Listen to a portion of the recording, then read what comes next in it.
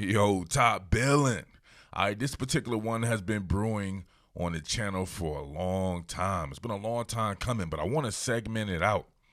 So we were talking about, I forget which content item it was, but somebody ran up on there and was like, Ohio State produces the best corners, and it's not even close over LSU, right? So we're just talking about corners. We're not talking about safeties. So if you can't get that through your brain, please do not comment. I'm just going to have to let you go. You know what I mean? You're fired.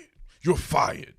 So just talking about corners only, talking about kids and what they like and how they gravitate towards a program. It's not from anything having to do with 50 and 60 years ago, not even from 20 years ago. You're talking about 17-year-old kids. Their memories probably only go back, 5 years at that?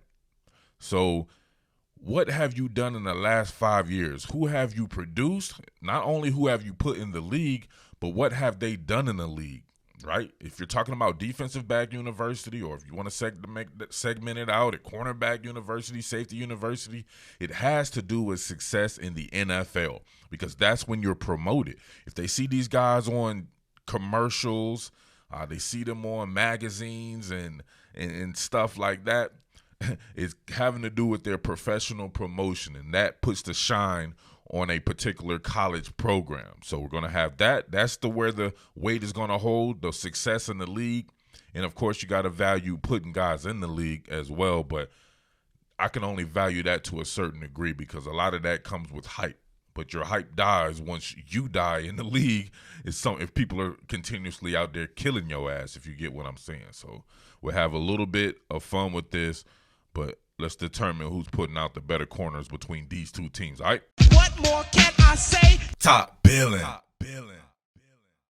All right, my first thought in these things is always, do you have an icon in the NFL of the past 5 or 10 years that is a household name for kids coming up, that when they think of that particular position, that's one of the first names they think of?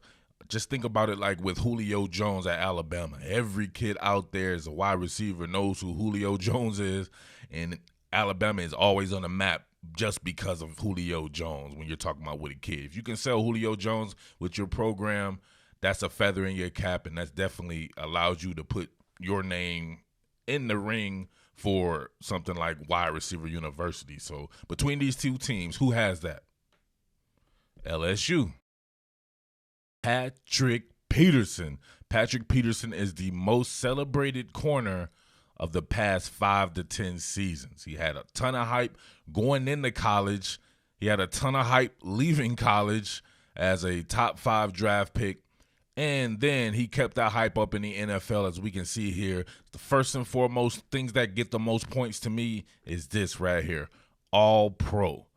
He's a 3-time All-Pro, right? So it's one thing to be a Pro Bowler, which is fan shit, right? And fans go and vote on their favorite player, or you vote on the guy you see in the most commercials and stuff like that. But your All-Pro is unbiased, right? You got people, you only get a couple of people make it on the first team, and then you have a second team. So you're talking about, 3 to 6 people making it, period. Whereas the Pro Bowl, you get endless amounts of people making it, people pulling out, other people getting put in their place and stuff like that. So 3-time All-Pro for Patrick Peterson. He is just 30 years old. If you ask any corner out there that's coming up, they all know who Patrick Peterson is. He helps out LSU tremendously, and you would think that all these kids that came behind him at LSU, I guarantee you, they idolize Patrick Peterson in one form or another. So 3-time All-Pro, 8-time Pro Bowler, and his success in the league is pretty much unparalleled. If you see here, 25 interceptions. He has a touchdown. He's done his thing in the return game. Patrick Peterson is just one of those guys, man. Everybody can identify with that, played that position. So does Ohio State have anyone like that for the past 10 years? All right, so, man, I'm an Ohio State historian. I could do this from memory, straight up right here. I can already tell you, but I wanted to show you right here so people going to be like, man, he missed so-and-so right here. These are all the players drafted from Ohio State for the past 10 years. Now, they would have had an icon in Malcolm Jenkins. He's one of the best players that I've seen, but he got moved to safety very quickly in the NFL. He was a very good cornerback in the league. He was a very good cornerback in the Big Ten. However, he plays safety, so he doesn't count. And you have to say here, it was a shortage of really good cornerbacks for Ohio State, man, for at least 5 or 6 years. The next cat that I can remember after him that got a little bit of shine was Brad Roby. Let me see if we can find Brad Roby. Here we go. Brad Roby. He was a first-round draft pick of the Denver Broncos in 2014. Brad Roby is a very solid player. Brad Roby is not an icon. After that, Doran Grant was a 4th-round pick. He flamed out pretty quickly in the NFL. Then it was when your man, my icon, my dude, Urban Meyer, is when he was on the scene is when it really started to take shape. Especially with guys like Kerry Combs and everyone like that, right? That's when it really started to take shape. Took some years right there, but then you start to see Eli Apple. Yeah, Eli Apple was a top 10 pick, so he counts. No doubt about that. But Eli Apple is one of the worst cornerbacks I think I've seen in the league. He is trash dookie. So he doesn't do anything to further anything besides the fact that he was a top 10 pick. So you got to give him props for that. But then you have guys that the jury's still out on, like Garyon Conley. But to me, this is the next icon for Ohio State, Marshawn Lattimore. Marshawn Lattimore may be my favorite cornerback after Patrick Peterson because he reminds me of Patrick Peterson. Like, they're like twins to me in their style of play. And Marshawn Lattimore has already had some success. We see here he was the AP Defensive Rookie of the Year in 2017. And he's a 2-time Pro Bowler. I expect him to make an All-Pro team. Plays in an extremely tough division, though, where you can get exposed if you're not in your game. NFC South has to be one of the worst divisions if you're talking about, and he's probably with the best wide receiver on his team or 1B, 1C or whatever like that, but he still has to go against Julio Jones and Calvin Ridley and Mike Evans and Chris Godwin, right? And then Curtis Samuel, of course, his former teammate. And then you got a freak like DJ Moore, the Carolina Panthers. So he has to put in a ton of work here, but he's showing himself. We see he came out the gate immediately with 5 interceptions. He has 8 in his career. He has a defensive touchdown. Guys, man, he's just incredible. He's an incredible guy. He's my favorite that came out of Ohio State, and I think he's the best that came out of Ohio State. All right, but back to this list here. Marshawn Lattimore was a 1st-round draft pick. Garyon Conley was a 1st-round draft pick. Let's go up here. Then you had Denzel Ward, was a 1st-round draft pick, the 4th pick overall. So that's what's making them shine in everybody's mind, and people are thinking like, man, ain't nobody messing with that. Then you come around in the 4th round here in the 2019 draft, you had Kendall Sheffield, and he immediately makes an impact with the Atlanta Falcons. So they got a ton of guys that are right there doing their thing, and they're very much household names in college football. But if we look right here, nobody else has an all-pro to their name. Marshawn doesn't have one. Denzel didn't get one right away or whatever like that. And, of course, Kendall Sheffield. And we must also mention, of course, they have another 2 1st-round draft picks in this past draft, and Jeffrey Okudah and Damon Arnett. So that alone right there is just phenomenal. But guess who has another all-pro? This past season, Tre'Davious White, breakout season. Straight up. Only 25 years old. He's a 1-time All-Pro. He was 1st-team All-Pro this past season, and a lot of people don't even know his name. He plays for the Buffalo Bills. He was hell on wheels at LSU. He's been in the league 3 seasons.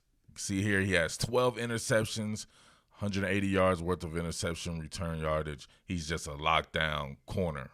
He's very good in zone or man coverage, very, very much so. So he's one of these guys, and if you guys thinking I'm playing with this all-pro stuff, man, it's extremely hard to do. If you see here, he was a 1st-team all-pro with Stephon Gilmore, right? I don't know how they do this. It's kind of weird here. You got cornerback, your first 2 cornerbacks, then you have your safeties, then they just go defensive back. So you also add in Marlon Humphrey, Marcus Peters, and then Tyrann Mathieu, who also made it as a 2nd-team safety. So that's the only other. So LSU is the only people here the past 10 years with 2 different all-pro guys thus far. All right, so here we go with LSU and its players drafted. So we see Patrick Peterson right here was a top 5 pick of the 2011 draft. So this is preceding or including this decade here. And then you have guys like you had Ron Brooks here, was a 4th round draft pick. Then you had another top 10 draft pick in Morris Claiborne, who was a pretty solid pro, but nothing like you thought he would be, especially as a number 6 overall draft. That was in 2012. Man, I can't believe it's been 2012 since that dude's been drafted. Who else we got here? Yeah, so then you go over Jalen Collins, was a 2nd round pick. I think he damn near smoked himself out of the league. He looked like he was going to be very good, too, for the Atlanta Falcons. Ended up getting cut. Just couldn't stop smoking. I think he may still be bouncing around a little bit there. Who else? Then you get to Tre'Davious White. I missed Rashard Robinson as well, 4th round draft pick. He might still be in the league. So you can see here, Tre'Davious White was a 1st round draft pick. He was the 27th overall, and we know he has that all-pro, so he's living up to the billing there. Dante Jackson, 2nd round draft pick, might be the fastest player in the NFL at the cornerback position. Then he had a 2nd round pick in Greedy Williams. So if you see here, not as many high picks. They had some really highly touted guys. Then we come this past draft here with Christian Fulton. Their guys, for some odd reason, don't go as high, but then they ended up being a little bit more productive in the league to me. So if I was to think about, for Ohio State, though, the next guy who could be like a Tre'Davious White will probably be Denzel Ward. He's already made the Pro Bowl this past season. We see here 5 interceptions to his credit. He gets to play with Greedy Williams on the other side of him, right, who was a rookie this past year from LSU. So Denzel Ward is a guy. I like Denzel Ward a lot. He's a phenomenal athlete, great with his short area awareness, proprioception in space. Denzel Ward is that dude, and he was a top 5 draft pick. I totally forgot about Chimdi Chekwa, who was a 4th round draft pick in 2011, so a Jim Tressel cat. But here we go. All right, coming in here, of course, you had the first guy that I said, which was Brad Roby, was a 1st round draft pick. Then Doran Grant, and we should pretty much know the rest right here. Whole bunch of 1st round draft picks. So oddly enough, if you go back through the past 10 years, both of these teams have had 10 total draft picks at cornerback. LSU pretty much spread over the entire decade, and Ohio State a lot here in the last 4 or 5 seasons. But the ones that have had the success has been LSU, but the ones who have been drafted the highest have been from Ohio State with the 7 1st round draft picks instead of 3 or opposed to 3 for LSU. So take that for what it's worth. It's on you guys. I just give you the data, and you guys can go at it, and let's have at it in the comment section, right? And we got it. Now, listen, I'd be remiss if I didn't mention that I think LSU has a potential icon itself in Derek Stingley Jr., who shocked the world and showed himself to be the man when he came in last year as a true freshman. And I think Ohio State has another 1st round draft pick in this next coming draft with Sean Wade. So both these teams are loaded really LSU is loaded at the cornerback position as of right now, but Ohio State's loading up itself. So this shit should be going on for the next decade as well. There are some other teams that I would like to put into this, but I think these may be the 2 best teams as far as corners go. Maybe Florida, though. I don't know. We have to see about Florida. But other than that, man, make sure you like, make sure you subscribe, make sure you comment down there and let me know who you got for the best for corners. I will come back and do the same thing for safeties, my favorite position. So this should be interesting as well. And we can get it done like that. It's your boy Murph, the Underground King, Top Billin Sports, and I am out. #RealMen watch to the end. Peace. What more can I say? Top Billin.